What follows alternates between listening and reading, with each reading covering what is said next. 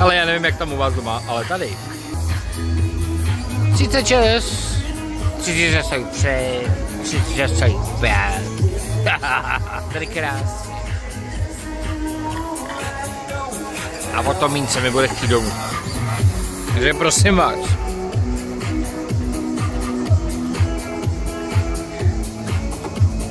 Já bych chtěl tady zůstat chvilku.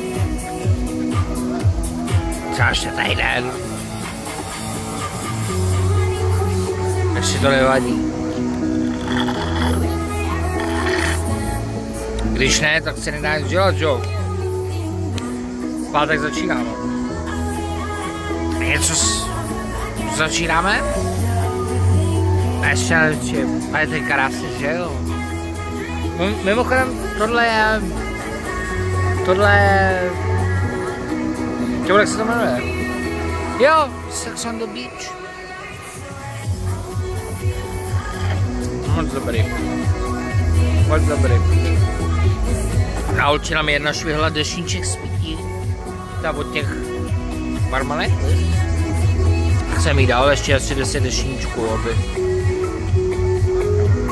Manželka se tamhle válí jako vorvaň. Chcete vidět vorvaň?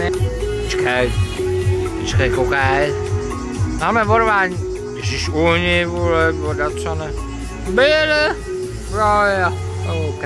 Trošku rozmazaná, to je tím krémem na opalování. Asi. Ještě zítra v pondělí ještě a pak v noci. No.